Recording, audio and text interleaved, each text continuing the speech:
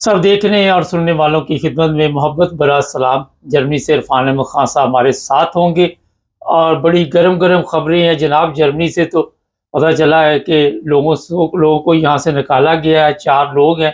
खान साहब से पूछेंगे क्या है जनाब असल कहानी। खान साहब, ये 4 स्टूडेंट जो हैं, इनको मुल्क बदर किया गया है, थोड़ा-सा बताएँ हमारे देखने वालों को? देखें, जो इसराइल और की मुखालफत में या फ़लस्तीन के हक में जो मुज़ाहरे होते रहे हैं जर्मनी के अंदर, उनमें स्टूडेंट्स ने काफ़ी बड़ी तादाद में यहाँ पर हिस्सा लिया था। और ये मुज़ाहरे कई-कई हज़ार के मुज़ाहरे जो है वो हुए हैं, जो कि गवर्नमेंट पॉलिसी के खिलाफ थे। गवर्नमेंट बहरहाल इसराइल की मदद कर रही थी, फ़लस्तीनियों की उस तौर पर मदद नहीं की जा रही थी ग्राउंड पे जिस तरह के जिसकी ज़रूरत थी। जी। और उस वक़्त जर्मनों के स्टूडेंट्स में, ये नौजवानों में, जर्मन अवाम में भी अपनी हुकूमत से हट के सोच रखते थे वो। आज भी ये कहा जा रहा है, अभी 2-3 दिन पहले मैंने पढ़ा है कि 64% जर्मन जो हैं, वो अभी भी जर्मन की जो पॉलिसी है, उसके खिलाफ हैं। वो कहते हैं कि इसराइल की हम बहुत ज़्यादा मदद कर रहे हैं और हमें कोई ऐसा असला नहीं बेचना चाहिए इसराइल को, जो फ़लस्तीन के खिलाफ इस्तेमाल करें। जी। तो ये एक बहरहाल अवाम की पॉलिसी है, लेकिन हुकूमत अभी तक इसराइल को मतलब फेवर कर रही है और फेवर के इक़दामात जो है, जो उठाए जाते हैं दुनिया में, उन्हीं को फेवर कर रही है, उन्हीं की हिमायत कर रही है। अक्टूबर के अंदर जो मुज़ाहरा हुआ था बर्लिन के अंदर फ़लस्तीन के हक में, जी। उसमें जो गैर मुल्की स्टूडेंट्स हैं, उन्होंने भी बहुत बड़ी तादाद में जो है वो हिस्सा लिया था, जर्मनों के अलावा। तो वो अक्टूबर में उसमें काफ़ी नुकसान भी हुआ था, दुकानों का भी और बाज़ सरकारी इदारों का भी, यूनिवर्सिटी के अंदर भी इन्होंने हड़बड़ की थी। तो उसकी जो वीडियोज़ वगैरह इन्होंने चेक वगैरह करने के बाद, इन्होंने 4 बंदों को उनमें से फौरी तौर पे डिपोर्ट किया है और उन्हें कहा है कि भई आप 21 अप्रैल से पहले-पहले मुल्क को छोड़ दें। उनके स्टूडेंट वीज़ा खत्म कर दिए गए हैं। इनमें 2 आयरलैंड के लोग हैं, एक पोलैंड का बाशिंदा है और एक यूएसए का बाशिंदा है। इन पर इल्ज़ाम ये लगा है कि इन्होंने पुलिस के जो असला था पुलिस का, उसके ऊपर भी हाथ डाला है। पुलिस के साथ दस्त-बदस्त तो सारे ही हुए हैं, लेकिन इन्होंने पुलिस की जो फ़ोर्स इस्तेमाल करती है रोकने के लिए या उन चीज़ों के ऊपर हाथ डाल के उनको छीनने की कोशिश की है। इसलिए उनसे उन्होंने कहा कि आप 21 अप्रैल से पहले-पहले छोड़ दें। इसके अलावा 1 दर्जन स्टूडेंट्स ऐसे हैं, जिनके खिलाफ उन्होंने वार्निंग दी है कि क्यों ना आपके वार्निंग क्या, उनके वीज़े वगैरह कैंसल कर दिए हैं, लेकिन उनको ये हक दिया है कि वो अदालतों के अंदर जाके तो अपने मामलात को वो पेश कर सकते हैं। लेकिन इन चारों बंदों को उन्होंने कहा है कि भई आपको ये हक भी हम नहीं देते, ये हमारा मुल्क है, हम जिसको चाहे रखें, जिसको चाहे ना रखें। इनके वीज़े जो है वो कैंसल कर दिए गए हैं फौरी तौर पे। ये मुज़ाहरा जो है अक्टूबर 2024 में हुआ था और जो स्टूडेंट्स उनको जो 1 दर्जन से ज़्यादा स्टूडेंट्स जिनको उन्होंने ये हक दिया है, उनके वकला ये कह रहे हैं कि भई ये इतना बड़ा केस नहीं है जितना बड़ा ये स्टूडेंट सारी दुनिया के अंदर मुज़ाहरे करते हैं। लेकिन ये बयान बना, लेकिन गवर्नमेंट की पॉलिसी यही है, वो कहते हैं जो इन्होंने नुकसान पहुँचाया है बिल्डिंग्स वगैरह को, वो हम उसके लिए हम गैर मुल्की तलबा को जब हम स्कॉलरशिप भी देते हैं, जो हम अपने स्टूडेंट्स को देते हैं, वो इन्हीं को भी देते हैं, बाफ़िक इनको भी मिलता है और हम इसलिए ये नहीं कर सकते कि वो हमारे मुल्क में आके हमारी प्रॉपर्टी को नुकसान वगैरह पहुँचाएँ और ख़ुसूसन यूनिवर्सिटी को नुकसान पहुँचाएँ। इसलिए हम इन्हें मुल्क छोड़ने पर मजबूर कर देंगे। हम ये फैसला मतलब सिर्फ उनको एक राइट दिया है, लेकिन उन्हें हुकूमत को ये यकीन है कि इनको अदालतें भी मुल्क छोड़ने पर मजबूर कर देंगी। तो ये वाक़या हुआ है, लेकिन इसके साथ जो उन्होंने ऐसे डबल नेशनैलिटी रखने वाले, जिनमें बहुत बड़ी तादाद टर्किश की है, उनको भी नोटिस जारी कर दिए हैं कि भई हमने आपको 6 महीने की मोहलत दी थी कि या आप जर्मन नेशनैलिटी रखें या अपने मुल्क की नेशनैलिटी रखें। यमन का कानून डबल नेशनैलिटी की इजाज़त नहीं देता। तो उस मामले में भी उन्होंने नोटिस जारी कर दिए उन हज़रात को जो डबल नेशनैलिटी रखते थे कि आप इस जर्मन मुल्क को छोड़ दें। आपको चांस दिया था कि आप एक फैसला कर लें, वो आपने नहीं किया, इसलिए डबल नेशनैलिटी नहीं रह सकती। अब आप इस जर्मन नेशनैलिटी हम आपसे वापस लो रहे हैं। उनकी तादाद भी हज़ारों के अंदर है।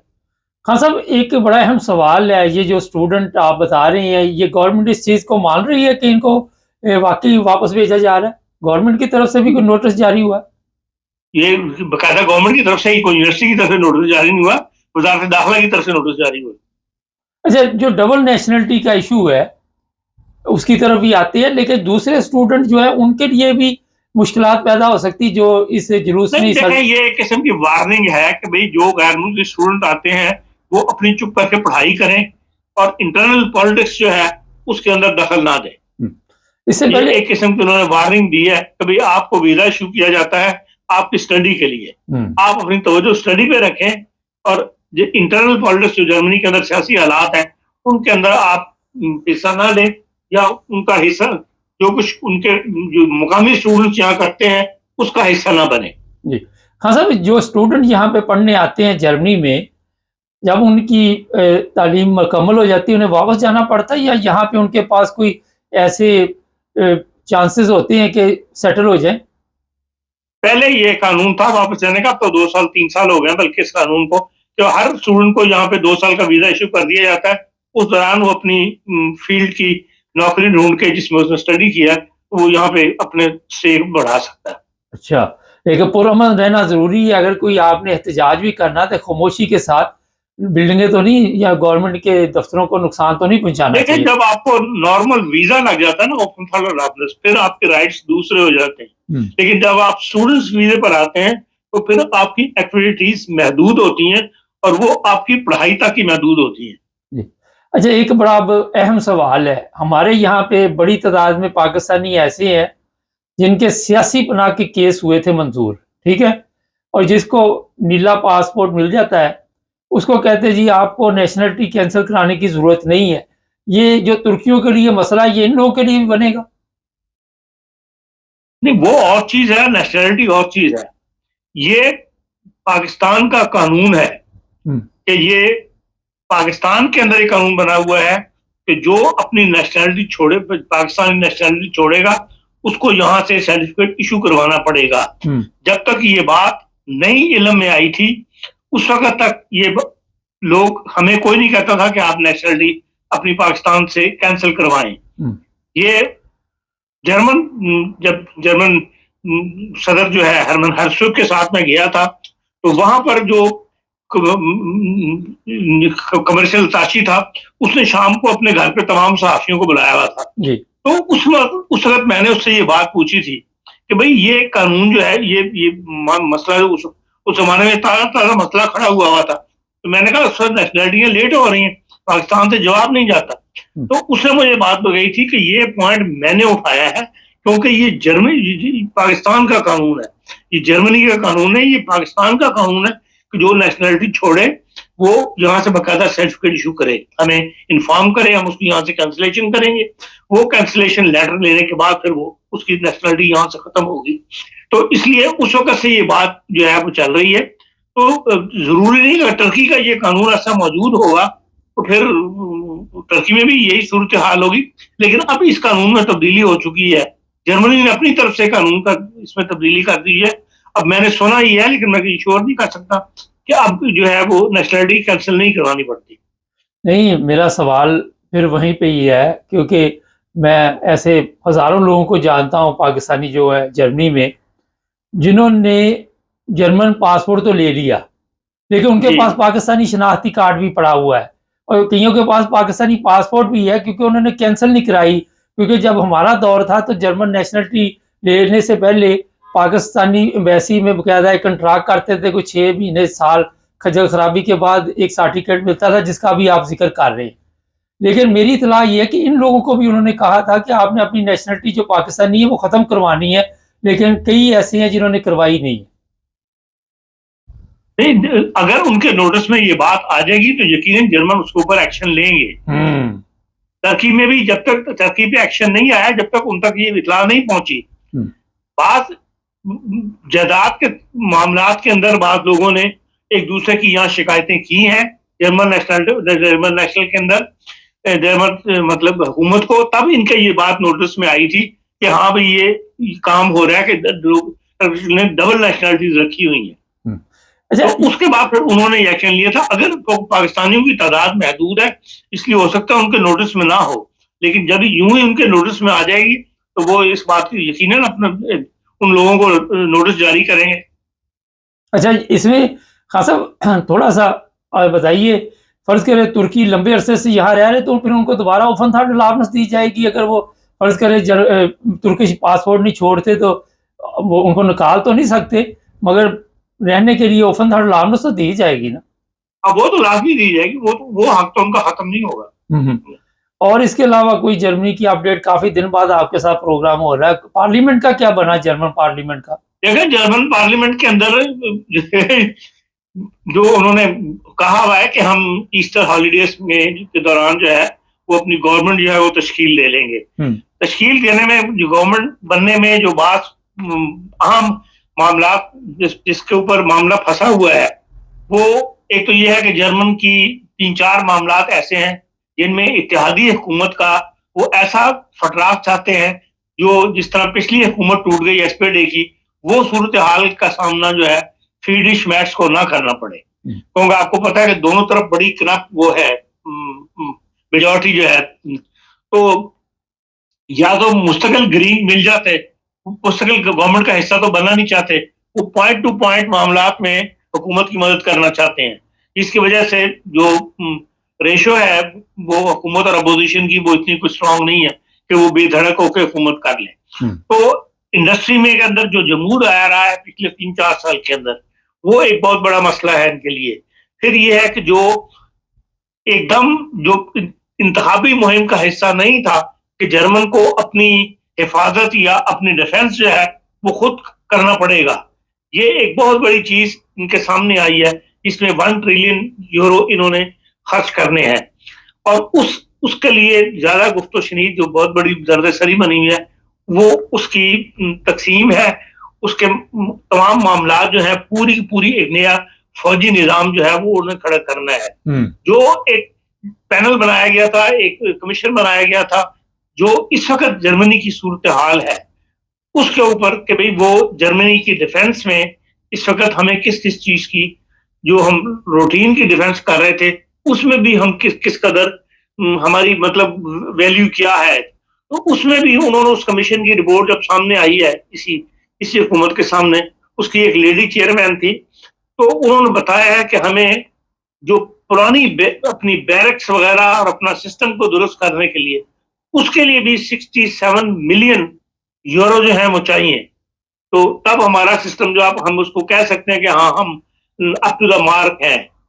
और ये भी एक बहुत बड़ा सवाल उठ गया है कि ये भी एक बहुत बड़ी रकम है जो उससे अलग आपको यहाँ पर खर्च करनी पड़ेगी। आमतौर पर जर्मन जर्नल्स जो है वो कोई इंटरव्यूज वगैरह नहीं देते किसी को।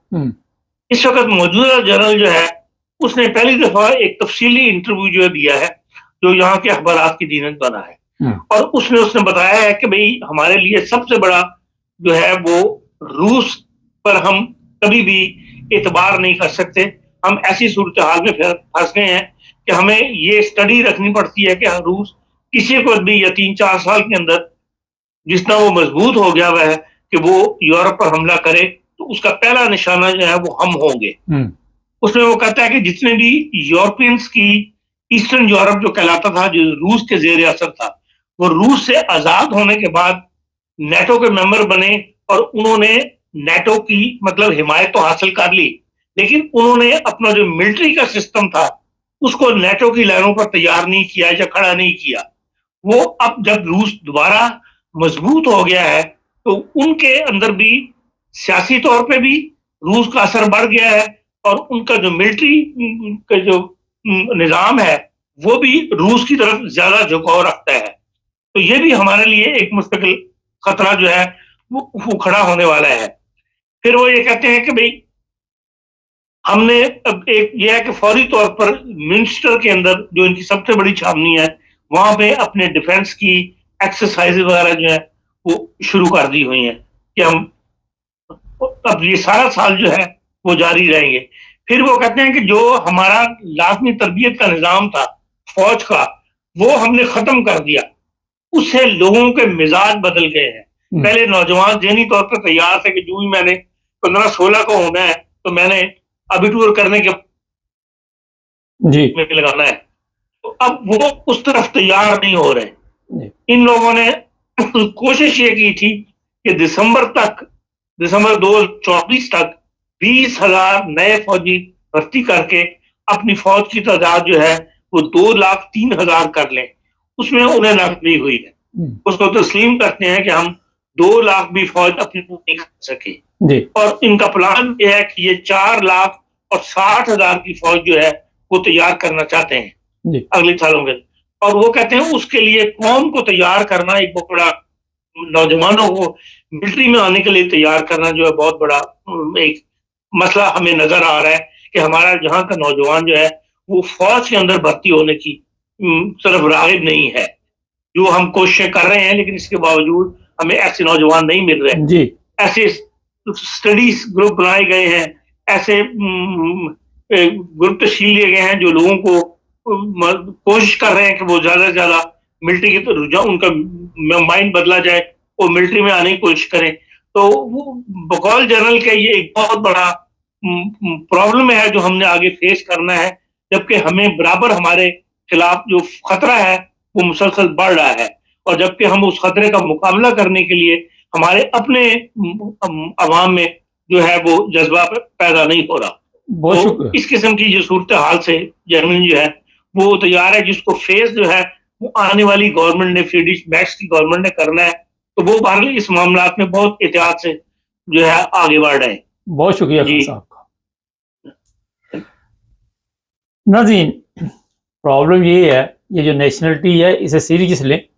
मैं बड़े लोगों को जानता हूँ जिनके पास से पहले वहाँ के यूएनओ के पासपोर्ट मिले, जो ब्लू पासपोर्ट, नीले पासपोर्ट।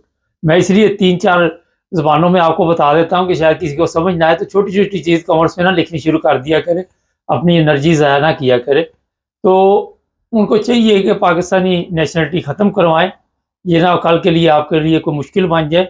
और जर्मन नेशनलिटी जो अफवाहें चली हुई थी, हमने भी उस पर प्रोग्राम किया था, जब तक पाकिस्तानी और जर्मन गवर्नमेंट जो दोनों है वो एग्री ना हो, उस वक्त तक आप दोनों पासपोर्ट नहीं रख सकते, और ना ही पाकिस्तान का शनाख्ती कार्ड, ओरिजिनल कार्ड आप रख सकते हैं, क्योंकि वो नेशनलिटी नहीं है। उस पर आप जायदाद खरीदो फरोख्त जो भी करनी, बैंक अकाउंट जो भी, वो वहाँ से वो चला सकते हैं। ठीक है, लंबा हो गया प्रोग्राम, मगर बड़ी ज़रूरी बात है। जब या अगले प्रोग्राम में मैं आपको बताऊंगा, बड़ा अहम जर्मनी के मामले में नेशनलिटी का मसला है, इस प्रोग्राम में मुश्किल हो रहा है। स्क्रीन पर एक नंबर भी दे दिया गया है, तो ज़रूरी बात हो तो मैसेज करें। आज सुबह पता नहीं बेचारा कोई घर से थका हुआ था, वो दे मैसेज पे मैसेज, फिर हम ब्लॉक कर देंगे नंबर, फ़ायदा नहीं। कोई ज़रूरी बात हो इसलिए आपको ये नंबर दिया गया। चैनल को सब्सक्राइब कर लें।